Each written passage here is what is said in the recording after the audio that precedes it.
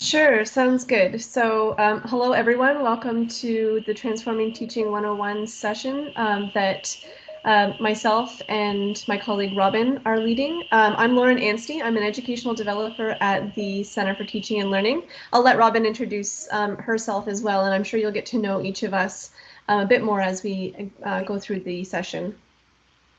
Yeah, so my name is Robin Addis. I'm also an educational developer in the Center for Teaching and Learning, and I just want to make sure that what you're seeing is the actual slide and not the, okay, so you're seeing the view that you should see. Excellent. Oh, we are seeing the editing mode as opposed to presentation mode. Let me try to get it.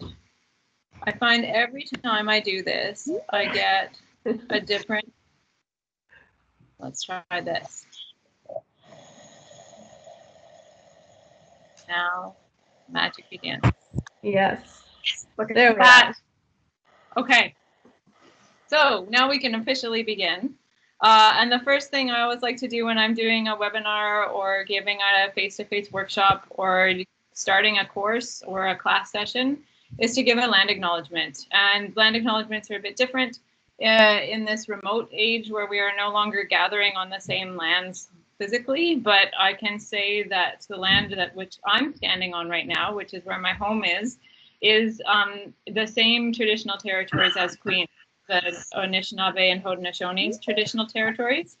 And what I'm thinking about relating to that today, I think, is relating to treaties, because I think that I know that Ontario has a Treaty Awareness Week that's coming up, and it kind of crossed my mind to think more about that and what it means. So I know this area, for instance, is often considered to be a part of the Crawford Purchase. And you can find out more information about that through the Queen's Encyclopedia and other online sources. But I mean, I think about that, and I think about my own history of moving through different treaty territories. I was born in what I know as Montreal, and I grew up mostly in Treaty 3 territory. And I think now about, with all of those moves and changes, what my relationship is as a non-Indigenous person of European descent, what I would identify as a settler, what my obligations are under those treaties upon which I'm living and working and enjoying my life.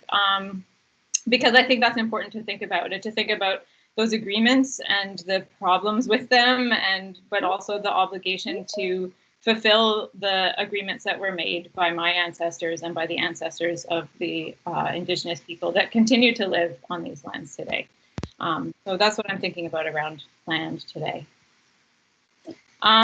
So just some orientation to teams. I know Sandra's been going through this a fair bit, but here's a little picture of your chat. Make sure you're muting your microphone and also turning off your video since there's so many of us. There's closed captioning if you're interested in that. You can raise your hand to get our attention, although we probably won't be using that feature so much in today's session since there's so many of us. And I think the other thing to know is that in terms of the session, this is recorded, so please make sure that your microphone and video are turned off. And if you have any problems with Teams, you can try posting something in the chat. We've got a number of people hiding out in the background who can try to troubleshoot with you, but the first and most dependable thing to do is to quit Teams and restart it and see if that solves your problem. I think I'm of an age where we talk about hitting technology and hoping that it solves it. I think in this case, quit and restart is your first and best option there. So the session for today, we're going to start off actually by checking in with you, doing a short check-in. And this is not only a way for us to find out where you're at in terms of transforming your teaching and with the topic of today's session, but also something you could do with your own tutorial sessions, lab groups, whatever context you're finding yourself in with teaching. So we'll do a quick check-in. And then we're going to spend the bulk of the section talking about 8 steps for fall course planning, but we'll lead into that with some key principles that undergird all of those 8 steps. So we'll kind of talk about the key principles first, then move into the 8 steps themselves. And then towards the end, we've got a few ideas for particular resources that you might want to make yourself aware of for the fall, as well as some questions and discussion as time permits. So Lauren, I'll turn it over to you. Yeah, great. So I'm going to switch the view here to a Mentimeter poll, and so this is something that you can engage in. I'm going to post the same details to the chat. So what you are looking to do is go to www.menti.com and enter in that code, the 6365, those numbers that that you see at the top of your screen, and that will start to offer you up the opportunity to answer the question with words that come to mind based on the question that's posted. So it's menti.com and the code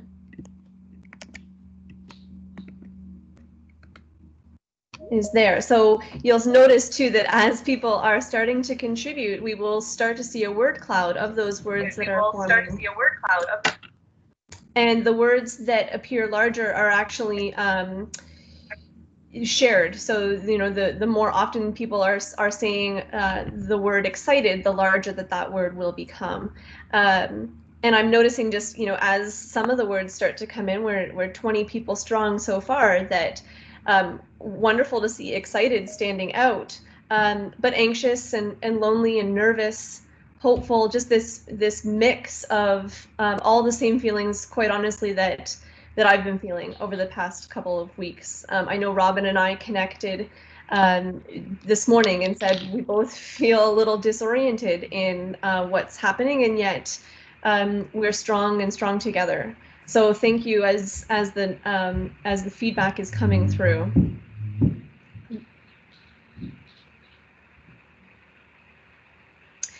We really do hope that in today's session that we might validate some of the positive feelings of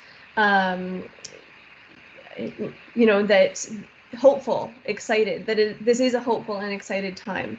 But just noticing the number of words there that indicate maybe feeling overwhelmed, tired, lonely and isolated. Those are some really tough feelings, and we're here to help you first acknowledge those feelings and hopefully give you some strategies for starting to feel less like that and more towards the positives and the opportunities that do exist in this new environment.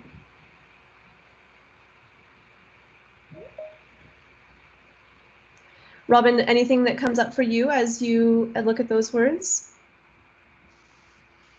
I'm noticing the word tired. I think there's so many ways to be tired. I think tired of balancing multiple priorities for those of us, especially who are working at home and working with others beyond their work lives.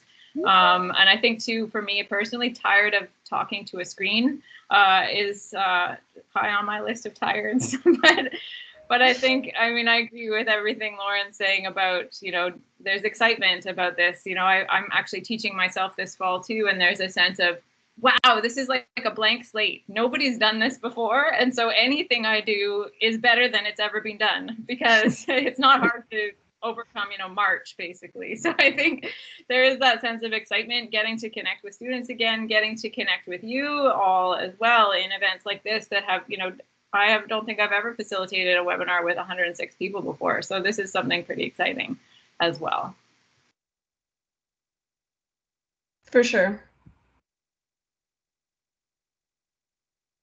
Great. So Robin, I think if we switch over to the slides and we can start into our key principles. So as Robin's switching over to those, I'll just say that early on, we had brainstormed this session, and there were definitely some key principles that stood out to us that really inform a lot of what we wanted to talk about, and also clarifying some language. So I'll let Robin speak to those. Awesome. Thanks, Lauren. So in terms of some key principles, one of the first ones, I'm going to advance to this great slide. Lauren put together the slides, and she does such beautiful things with graphics that I love it. So first, in terms of clarifying some terms. So you may have already heard language such as talking about face-to-face teaching versus remote or online. And just to clarify, when we talk about face-to-face, now that we're in pandemic zone, it's not like literal face-to-face, but it's still some sort of physically present with each other kind of teaching. And that is still happening on Queen's campuses, as you know, in some capacities. So that certainly continues to be a mode of teaching that you may be engaged in, a mode of learning that you may be engaged in. And it's something I think that many people are familiar with. Remote and online teaching is somewhat different. And here we're making a distinction. You may have heard or may not have heard about the shift back in March when the pandemic and everything kind of shut down, the shift to what's called remote or emergency remote teaching, as distinct from online teaching, because traditionally online courses that are designed and to be delivered online from day one will take a really deep dive into how to organize the information, the content, how to motivate learners, a deep dive that lasts, a process of up to 18 months in terms of developing those courses in a way that's really robust and aligns with evidence-based principles for online learning. Remote teaching is somewhat different. Here we're trying to take what we can from all of the rich, wonderful ideas and information that online teachers and instructors and course designers have to offer, but we're also recognizing that that's aspirational and that remote teaching then becomes a bit of how much can we do with the time and the energy that we have in front of us, and kind of acknowledging that it's not going to be perfect, and that it's going to, we have to make kind of decisions and sacrifices based on what we can do with the time that we have. So that's just where that language distinction comes from. But that said, there are certainly principles of learning that undergird all of those modes of instruction. So what's great about the 8 steps that we'll go through is that they all, you can apply them to all 3 modalities or modes of delivery in terms of teaching and learning. The other big term that you may have heard bandied about over the past few months is the difference between synchronous and asynchronous teaching. So synchronous is what I think of, I have a performance background, so I think about this being as a live session or a live recording or something like that. Anything where you're actually engaging with your learners, with students in real time at a specific time and place. And that would also include timed assessments or things that would happen at a specific time. So say if you had a midterm or a final exam that was on Friday, September 11th at 2 p.m. Eastern Standard Time, that would be a synchronous event. Asynchronous is something happening that students can access at any time or within a broader time frame. So for instance, you might have an assignment that's posted and students can download that assignment, complete it within, say, 2-week period, and upload it for final assessment and grading by a certain date, but it's still that they have this longer period of time to do it. And that goes for content as well. So for instance, if you think about this whole remote TD week, we've balanced the synchronous with the asynchronous. So this session that we're in is a synchronous session, but it will be recorded and put online and become an asynchronous resource that people can access whenever they want to.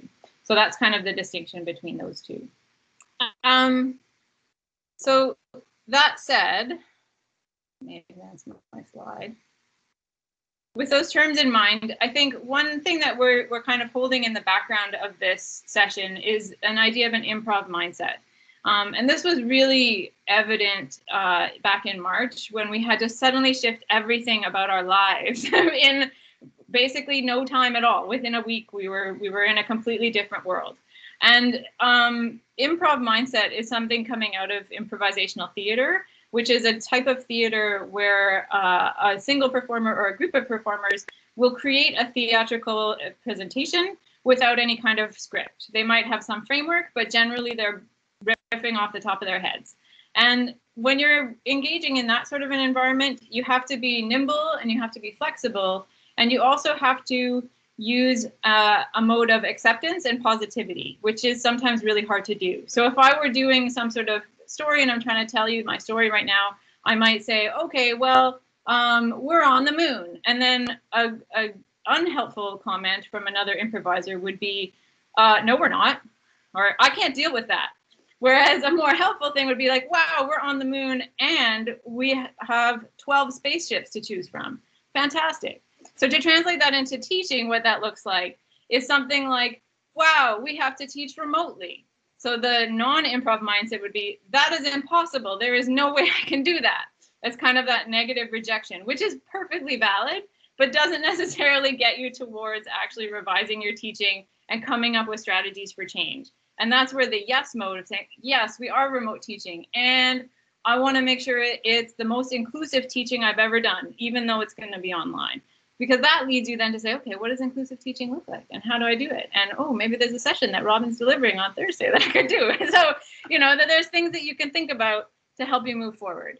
So it's by no means an intuitive and easy thing to do, but we'd encourage you to at least hold that in your mind and notice the moments when you say, no, I can't, and stop and see, maybe I could, or maybe there's a different path here that I'm not seeing, and maybe I can find that way through.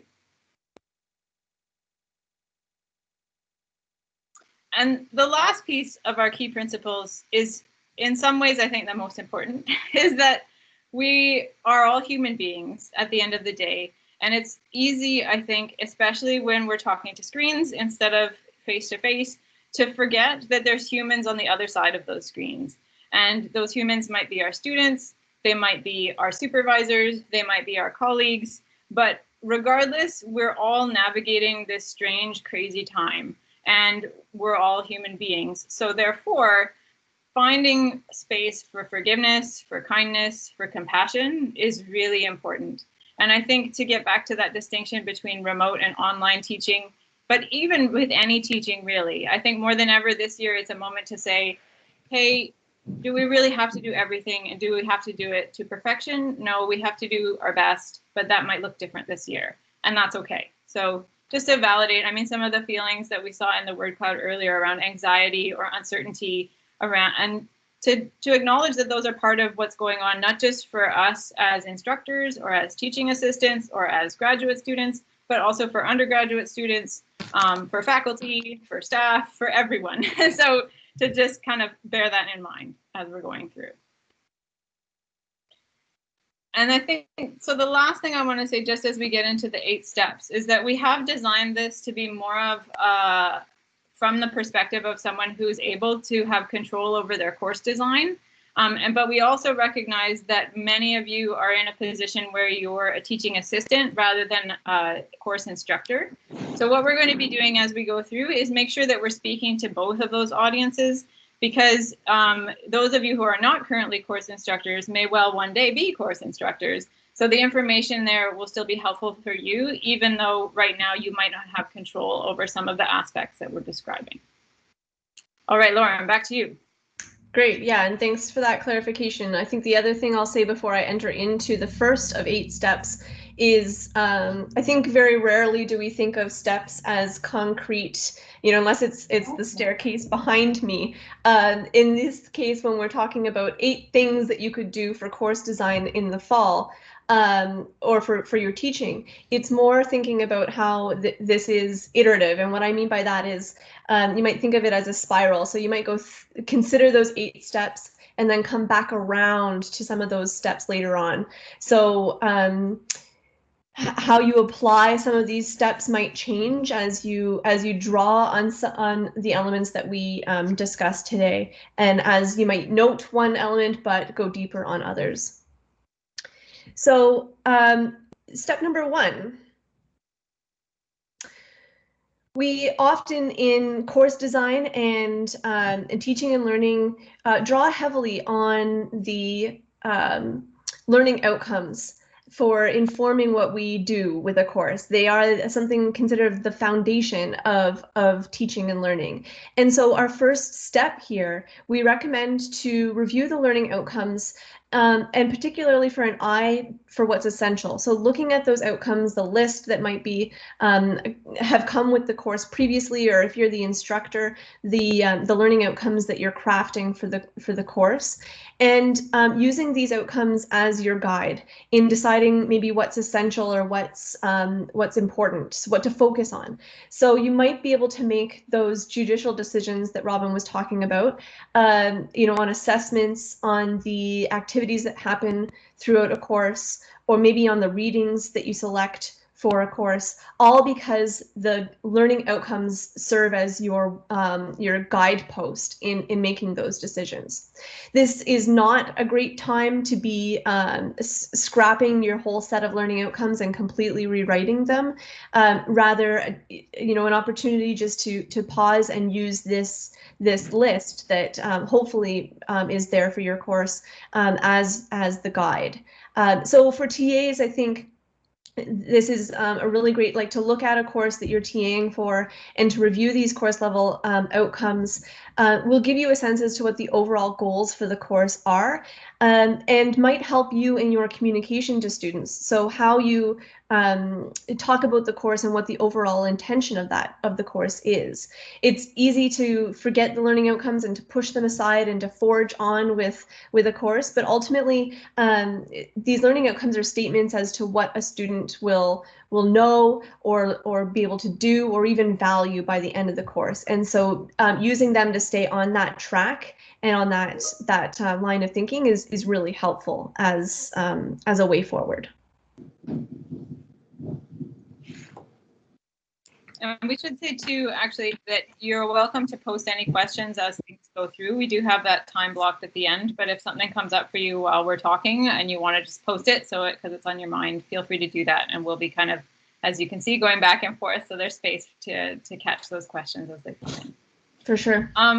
Yeah, so our second point, or our second step, is to clarify the course assessment plan. And by assessment, that would refer to any kind of activity, product that a student would complete that would help the instructor or the grading team assess their learning, find out, did they actually learn the thing that they were supposed to learn? This is the moment for students to demonstrate, yes, I did, or not quite there yet.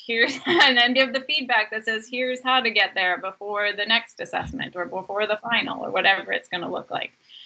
So a course will typically have a very clear alignment or agreement between the learning outcomes, the things that students are supposed to learn, and then the assessments, the things that students do to show that they have learned the learning outcomes. And that's something called constructive alignment, if you like fancy terms. But in terms of planning a course, you kind of work with your learning outcomes and the assessments back and forth to make sure that they are in alignment with one another.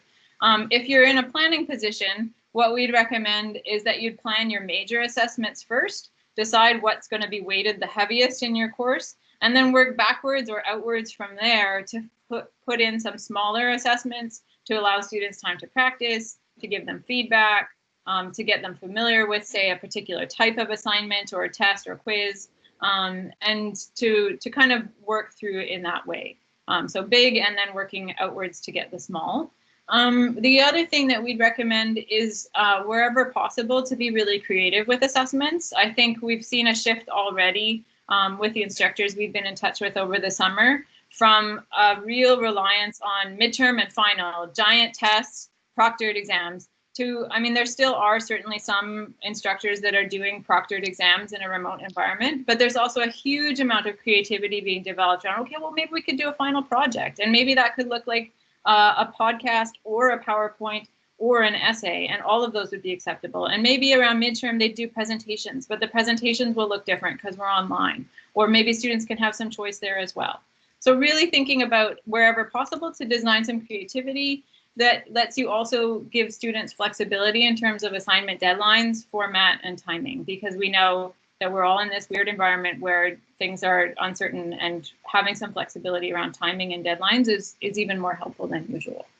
If you don't have control over your course assessment plan, if you're kind of coming in and you just know, oh, these are the times that that students are submitting something, or these are the times when I know I need to grade such and such, what you can do with the assessment plan that's given to you is think about how you might, if you are, say, leading a tutorial or a lab session, how could you use those sessions to help students reach what they need to reach in terms of succeeding with those assessments. So for instance, if you had, say, a final research paper, maybe in one of your tutorials, you'd spend some time doing some writing exercises around how to summarize or put in dialogue particular research articles, even how to read a research article and what that looks like.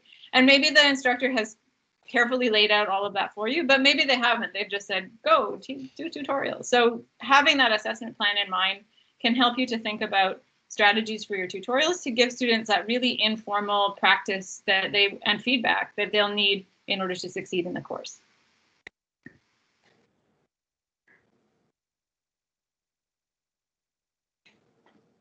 Lauren, I think we're back to you.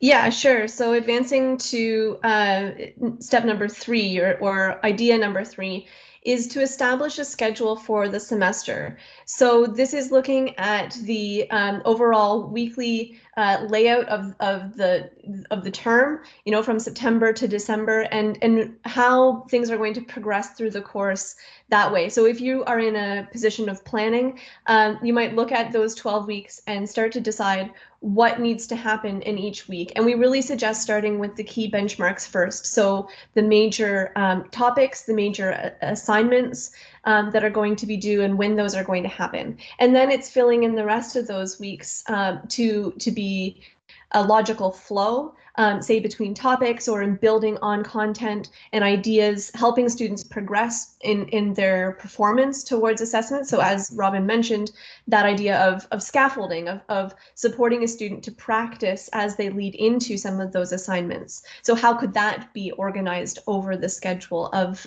the term? Really helps students in moving along on that timeline. If you are not in that planning position, if you're coming into a course where this schedule has already been set, then as a TA, definitely be sure to become familiar with that schedule, because you will often field questions about that schedule, or a lot of your TA duties will fluctuate as that weekly schedule progresses. And so then consider that too when you're thinking about your TA responsibilities in connection to your other responsibilities and tasks as a graduate student. So planning other aspects with your semester, you know, for example, don't schedule your coffee in the same week as a major assignment, because you don't want to load yourself too heavily on one week or another. So just thinking about the term and what lies ahead that way. Robin, I'll switch us to 4 here. I think I have. I think there must be a lag between the two of us. Exclusively. This is how I understand technology. Those of you in the background are like, that's not how this works at all, Robin. The internet is bigger than 2 people. Anyways, so I think we're all on number 4 now. So the sort of, as you figure out or understand what the 12-week schedule is for the course that you're either teaching or TAing, it's also important to figure out what each week looks like. And wherever possible, to try to have some consistency week to week in terms of what kinds of learning tasks students will have to do. So for instance, you might decide every week the instructor will have a weekly instruction video. There's going to be some readings. There'll be a video series of mini lectures. Thursdays, they have to do a discussion post. And between Wednesday and Friday, they have a single group work task that needs to be submitted by Friday at 4 p.m. So whatever that weekly schedule looks like can vary somewhat week to week, but the more it's consistent, the more helpful that will be for students in terms of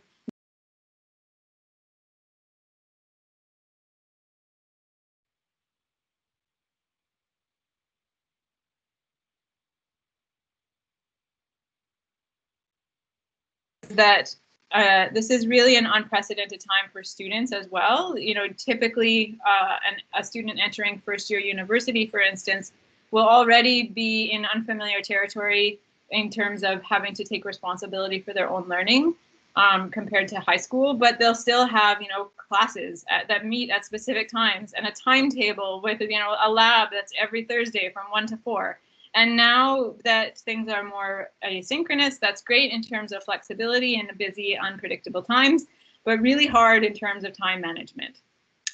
So the more you can weekly rhythm, the more that helps students to manage their time effectively, especially because they're likely to be taking more than one course. As you know, if those of you who are students or have been students, that they're not just taking the course that you happen to be engaging with them in. And so helping them to navigate that as best as possible. To flip it now to think about, well, what about if you're a TA who doesn't have control over the weekly rhythm? First, again, to get back to Lauren's point with the full schedule, is that knowing what the weekly rhythm is really important for you to manage your own time. So being able to say, okay, in the TA-ship that I'm doing, every week I'm expected to check the discussion board on Thursdays and to respond. So that's where I'm going to spend the bulk of my time. Therefore, I think I'll do my dissertation work on Mondays and Tuesdays or something like that. So being able to plan your own time. And also, I think this is helpful if you do have different responsibilities or some teaching responsibilities, to think about, well, what does that rhythm look like? So if you know that you're going to be leading a synchronous tutorial session on Tuesdays, then maybe you want to block off some time every Monday or every Friday to prep for that session. So then your weekly rhythm becomes Monday, prep for session, email students to let them know what we're doing tomorrow and how they need to prepare, or post Tuesday, follow up with students. So, you know, you kind of set your own schedule as well, but week to week, and really trying to find those moments where students and you can find consistency. Great point. And it feels like it took me forever to learn defensive calendaring, but I'm a big advocate for putting things in my calendar that's a commitment to myself to make sure that there are, especially with teaching and finding and being consistent with that rhythm.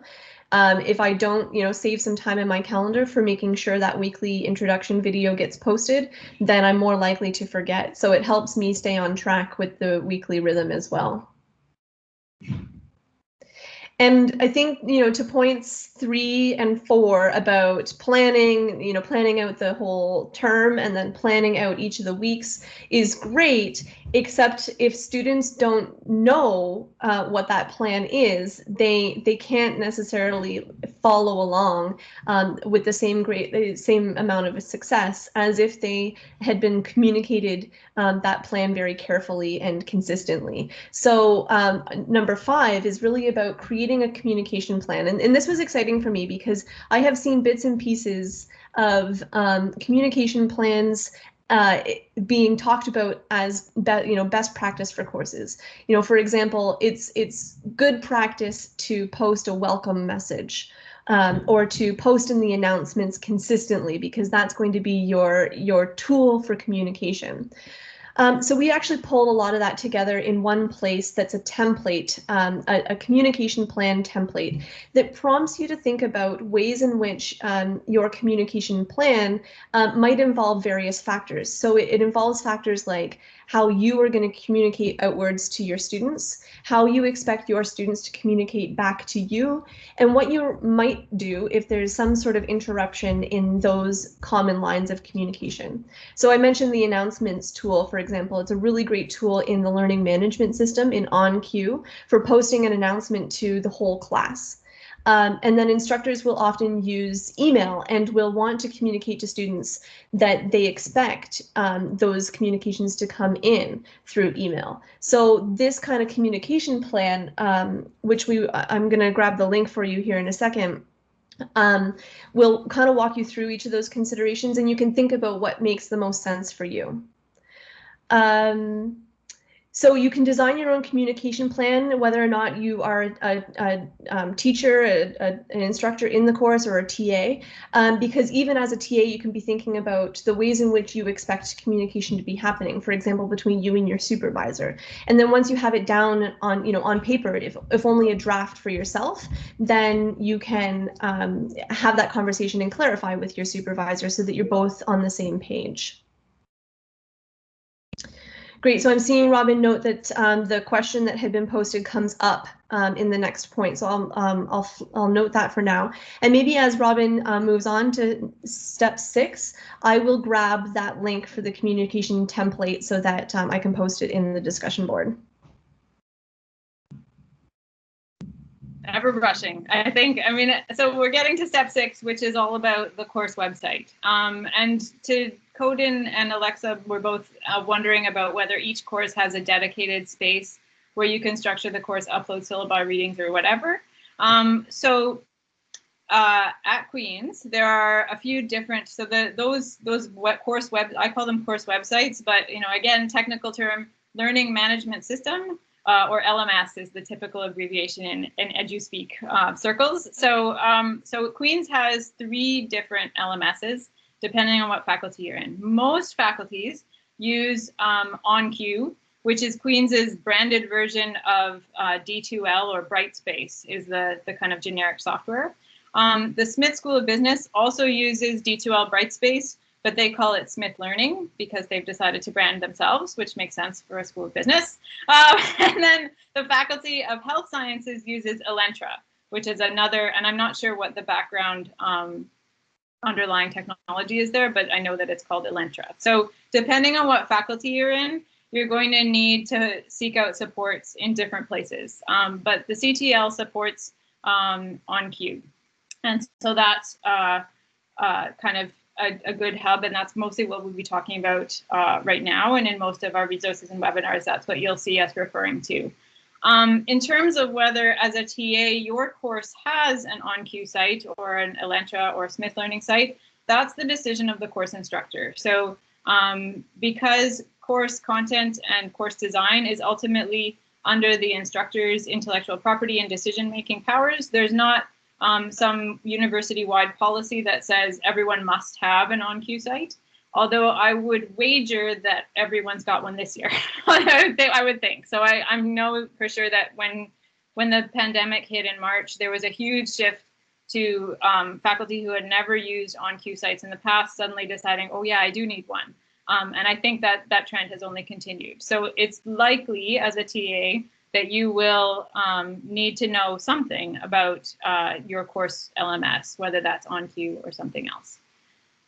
If you're an instructor, I think one sort of point that we're recommending or kind of flagging is that it's going to take more time to develop an OnCue site than it has in the past. So because, again, to think back to what we're asking students to do and the kind of learning that we're engaging in, typically in the past, when you were doing a face-to-face course, you might have seen a repository of readings, maybe a discussion forum, or assignments uploaded into OnCue, but not a really strong use of the software. Whereas this year we're seeing much more like, here's all of the content in narrated PowerPoints, and here's links to videos, and here's the weekly quiz, and here's everything that would have been done on paper or in person now in this online environment.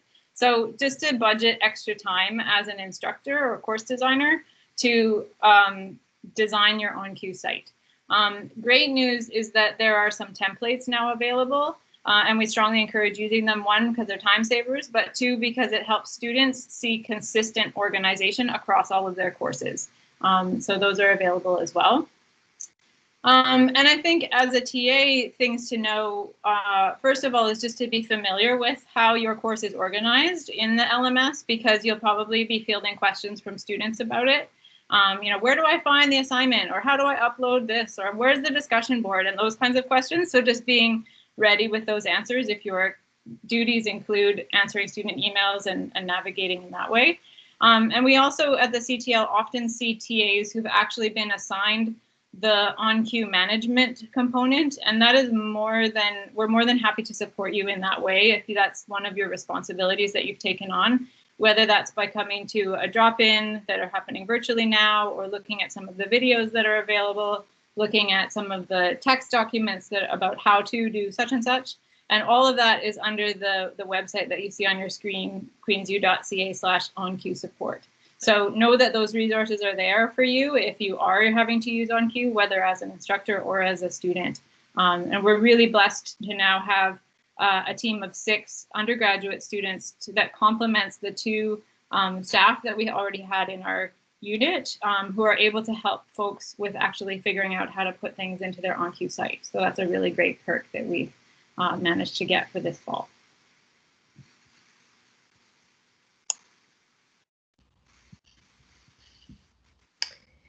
So then moving on to 7, I think no matter what role you find yourself in for the fall, you will eventually come down to delivering content or engaging with students. And here are some tips that we had prioritized a little bit about that strategy for engaging with students. And to Robin's earlier point in clarifying some of the terminology, that there's this mix of synchronous and asynchronous events happening for any given course across campus. And so wherever possible, the center, the institution, Queen's itself, is advocating for asynchronous means of engagement, because there's just so much happening with different schedules and different priorities for not only ourselves but for our students. Asynchronous affords some greater flexibility in being able to engage in those points of learning at someone's own pace. Now, it's also important that that learner has the responsibility to learning and keeping up with the rhythm of the week and of the term. But if you can offer your students some flexibility as to when and how they engage with that material, then it's better for accessibility. And to that point of planning for accessibility, accessible technologies, accessible slides, accessible documents. There are some guidelines that are easy to put in place to make sure that what you are providing out to your students is accessible to the greater number of people. So for example, when Sandra started today's session, she pointed out to you the option for closed captioning here within Teams. That's an accessibility feature that benefits many different people, whether it's because of a disability or because of language comprehension. Many reasons why that would be something that lots of people can benefit from. So in the resource that we have accompanying this presentation, we do have some follow-up materials that help pinpoint some of those easy to implement tasks for accessibility. If you're in a position of ever recording a video, so for example, if you are doing if you're supporting a tutorial group and you're going to do a quick intro video or a weekly video about some of the key content for that week, one of the best recommendations I can give to people is that you keep it simple and keep it short. So 7 minutes is the magic number for video length. And there's some really great research that demonstrates that a simple video of a head, much like I'm talking to the camera right now, is actually better than the fancy, fandangled, highly polished videos that you might spend hours and hours and hours on. So in the end, it's a lot easier and a time saver for you to keep those videos short and sweet. And finally, there's lots of different options for active learning, whether you're an instructor teaching the lecture component, whether you're a TA in the tutorial or lab, lots of different ways in which active learning can offer you some strategies for engaging with your students in different ways other than just this, what I'm doing right now, the content delivery and sort of didactic conversation. So those are kind of our top tips for content delivery that might apply in a variety of different ways depending on where you find yourself and how you relate to this idea of needing some strategies to this point. All right, so our last idea or step is to build and attend to a learning community. And I think this is one place where TAs can really shine. And so I'm going to speak to that first. And even because actually I was sitting on the session this morning about what I wish I'd known when I started as a TA, and there were some questions around, well, how do I make my Zoom session more community oriented? And I think, first of all of the resources around active learning are great ones to turn to in terms of building community. But it's also, I think, a place where you can shine because you may be students' point of contact, where the instructor is looking more holistically at the course. Especially in larger courses, TAs typically deal with a smaller group of students. So that gives you the opportunity to learn their names and to learn a little bit about them, even if it's just, where are you learning from this semester? Or, how many other people are in your bubble? Like things like that are, somewhat superficial, but that also help you and your students recognize that you're human beings and that you have diverse lives and interests and passions and challenges and successes. And so finding ways to bring that personal connection in while also, maintaining professional boundaries, but offering a place for that is really important this year in a way that it has always been important. But I think now more and more people are recognizing just how important it is. So you might, I mean, we've talked about introduction videos. Perhaps the students make introduction videos, or perhaps that even if that's not possible, maybe there's a space where they can introduce themselves to one another, whether that's a discussion forum or setting up a separate group using the teams.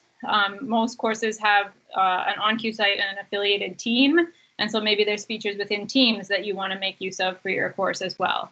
And I think giving students those opportunities to connect aside from you, really encouraging them. I don't think, it's not professional protocol to collect student data and share it, but if you encourage students verbally, reach out to others in the class and, set up a WhatsApp, or, I'm bad with technology, so that's probably out of date by now, but encouraging students verbally to reach out to one another, to set up appointments where they can just say like, oh, I don't understand question 6, do you? No, that doesn't make any sense at all. Let's call so-and-so. So encouraging them to continue to build their networks, especially first years, but all years, to kind of build that sense of community.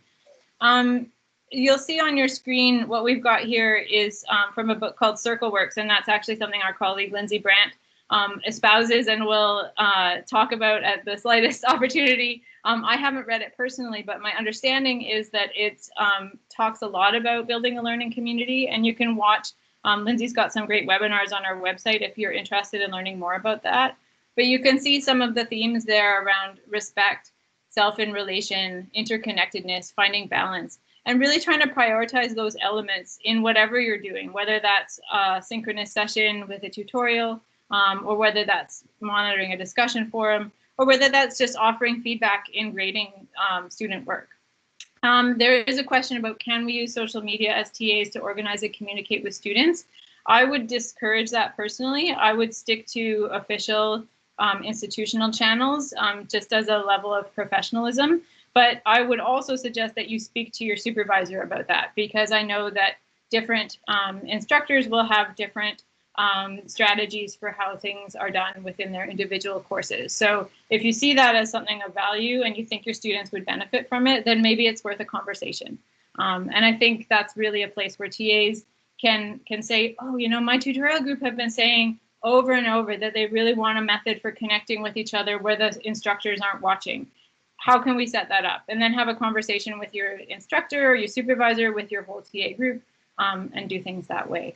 And I think relating to this point as well as questions of inclusivity, of equity, certainly anti-racism comes into this as well. I mean, those are all very distinct terms, but when we're thinking about a learning community, just as when we're thinking about a real community, we have to be thinking about how can we make sure that everyone in the community feels they belong. And that can be strategies. There's a lot of sessions later on in the week around navigating difficult discussions, for instance, building an inclusive community in the classroom. And so I'd encourage you, if those are questions that you hold in your mind about, well, how do I do that? Come to those sessions on Thursday or watch the recordings after the fact. And that's a really great segue into where we leave you with a resource that, Sandra, I'm just going to flag that maybe we'll work out the best way for this resource to be shared with the participants. Because what we have is a PDF document that summarizes each of these 8 steps and provides you with links that go on to the additional information that has been created in supporting you to apply these 8 steps. Right, so Sandra's noting that we will be sending it out by email to the participant list, so you'll see it in your inbox. The links within that document are hyper, they work to connect you to the resources that you will find helpful in following up. So for example, when I was speaking of some of the accessibility pieces, there's a link there that takes you to some of the information about strategies for that. The second page of this handout that will be included in the email provides some links or provides an overview of upcoming programs, because not only does TD Week continue, which is really great, and it's great to see so much engagement there, we don't go away after this week. In fact, we're still here and we're still supporting you, excuse me.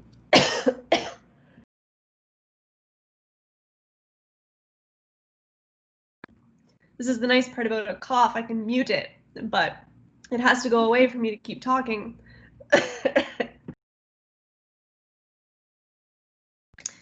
Great. So I hope that in that document, you'll be able to find connections to the other things that are going to happen throughout the term that we can support you with.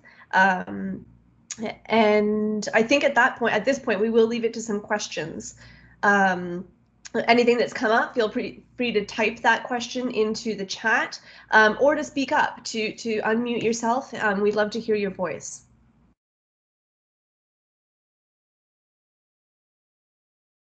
I'm just noticing a couple of comments from Sophia and Basil talking about the organization of the webinar and the document, and I appreciate that. But I will also give shout outs where shout outs are due. So Lindsay Brandt also contributed to the organization of this webinar. We've run it twice now, as well as once back in the spring in kind of a different format.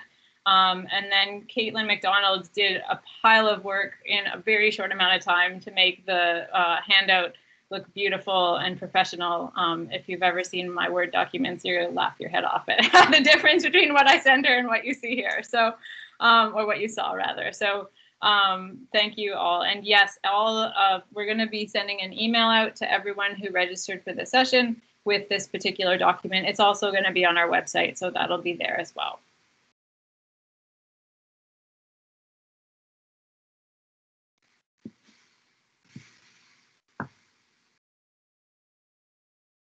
Any particular questions, or thinking back to those initial prompts, the words that you shared to the Menti board, does this help you feel any more excited or any hopefully less maybe disoriented? That's our hope. We hope we're leaving you in that sense. So we would love to hear from you. Thanks so far for the thanks within the messaging.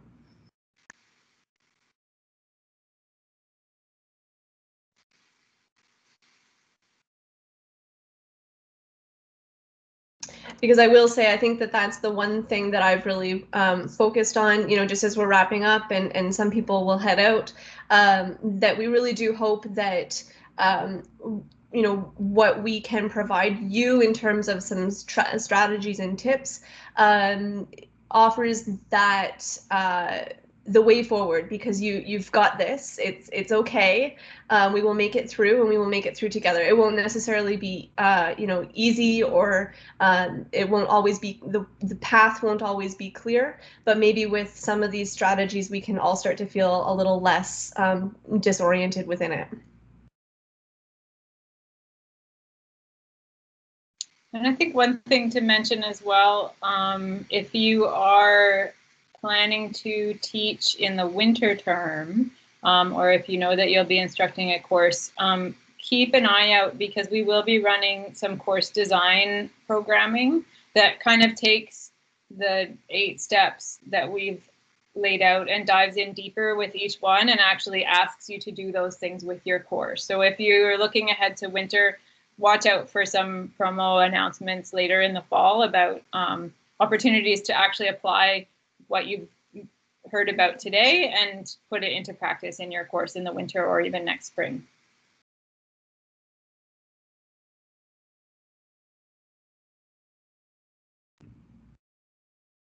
Great, and I see that Sandra had shared the link to the feedback document, just very quick evaluation form that we really appreciate participants filling out as they wrap up their session. It provides us with some really invaluable feedback that we continually use to refine the work that we do.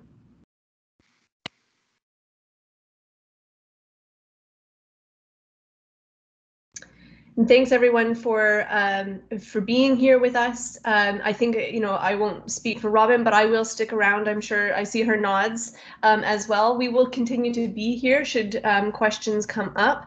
I know that some of you were asking about the links to other sessions, and Sandra had offered to do a screen share. So if that remains of interest to anyone, feel free to stick around, and Sandra can respond to those kind of questions as well.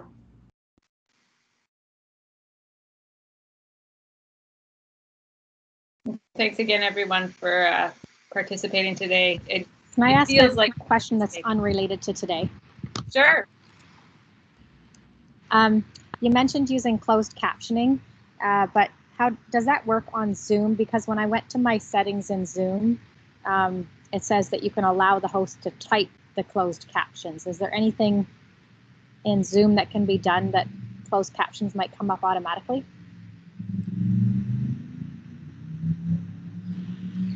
I'm not. I thought there was, but I'm just doing a quick search to see if I can find where I had previously seen that kind of information.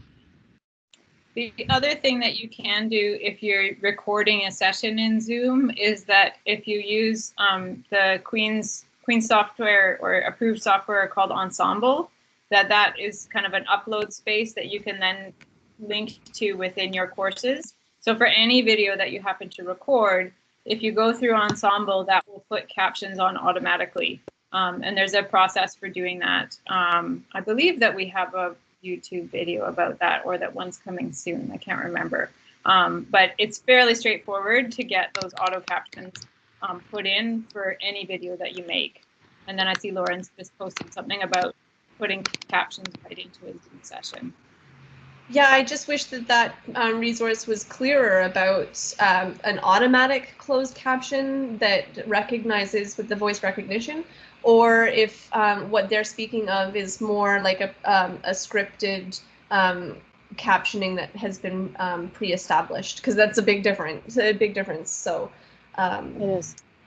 Yeah. Yeah, and I'm asking because, like, I mean, I understand that you can record and add it later, but one of the instructors I'm helping actually has a deaf student in her class. So there needs to be a way that she can actually participate in the class. And I don't think she has a TA to sit and type for her. Yeah, I mean, Teams has it, but it's not perfect. So it could be a question to raise with Queen's Student Accessibility Services to see if they have some specific resources available for students as well. So that might be another person to ask as well. So you said Queen's Student Accessibility? Yeah, it's QSAS is the abbreviation, QSAS. There's so many abbreviations. Where can I find them? If you just Google Queen's Student Accessibility Services, or maybe if someone can put the link in the chat, then, oh, look, Carolyn's got, she's got something else. Yeah, for accessible virtual meetings. Yeah, so thank you to everyone. Look at this. Great teamwork. Thank you. I will stop manipulating. Not manipulating. Taking over. You know what I mean. I can't think of the word right now. Thank you very much. Happy to help. And not taking over, and certainly if there's other questions that that seem to relate, or just those general questions, feel free to ask them, because in the end it kind of all relates in my eye.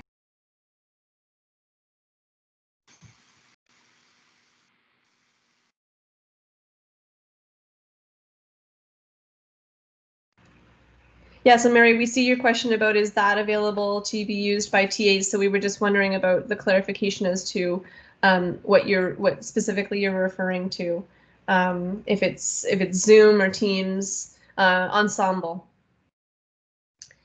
I believe that Ensemble, and maybe I'm not the best person to answer this question. I believe that it is. It's available through IT services to all Queen's faculty. Maybe I'll Google it. This is what I do.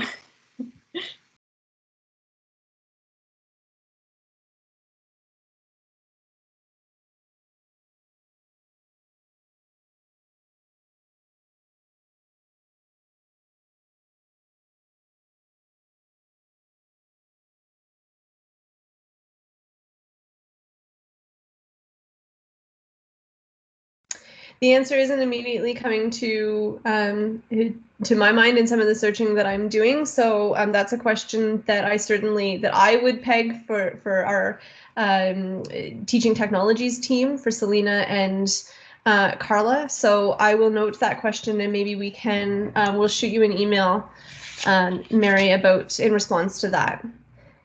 My hunch is that as long as you have a net ID, you can access the streaming service, but that may not from what I'm reading, that's what I assume, but I don't know for sure if that's the case. Claire asks if there's resources for TAs or teachers about how to use MS Teams. And also that's a great, I mean, IT services has some links to particular, the sort of tech side of help topics. So if it's like a tech, how to sort of similar to Sandra's spiel at the beginning about, this is where the chat is and this is how you download it and those are those sorts of things. So those kinds of Teams orientation things are all within IT services. So they've got a lot of support documentation there. In terms of using it for pedagogical purposes, that's certainly something that our educational technology team would be happy to talk to you about. So I would reach out to the CTL's general email and ask that, we want to know more about using Teams for your teaching, and we can certainly get you in touch with them.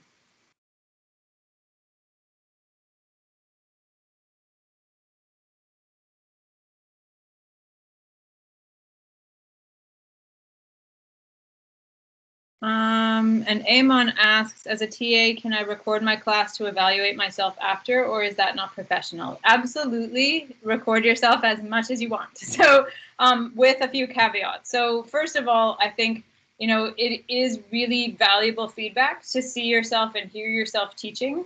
And you can learn a lot about yourself and your teaching habits and from watching yourself on video.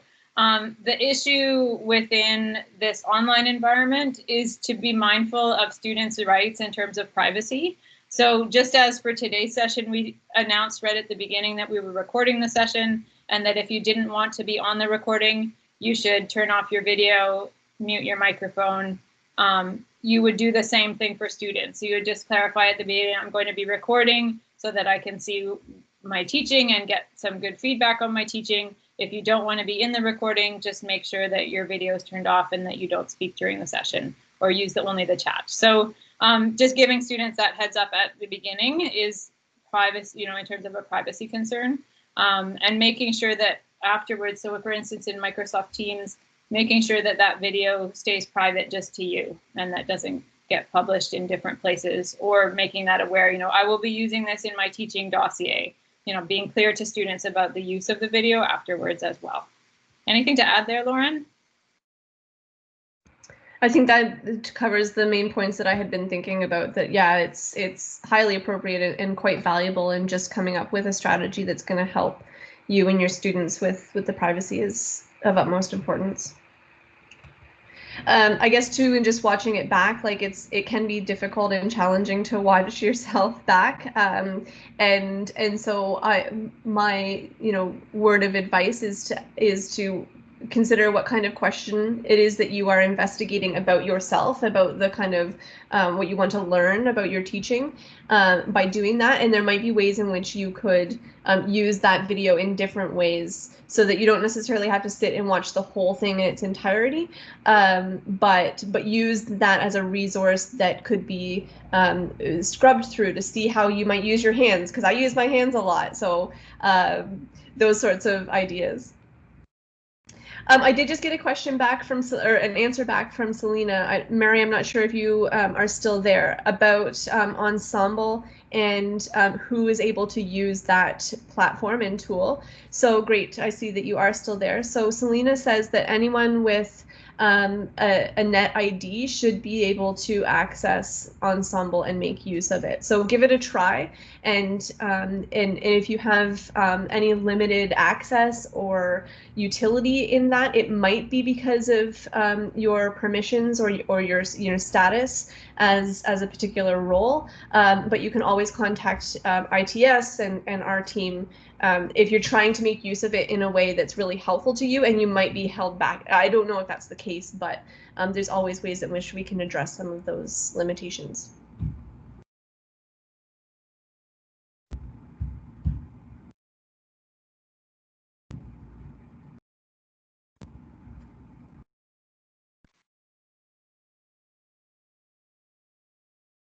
Great. Well, it seems that there's been a lull in questions. Thank you, everyone, for joining us today. We will go on to address that question that I see has been added, and otherwise, I'm sure people will start to head out. So I just wanted to say thank you to them. Thanks, everyone.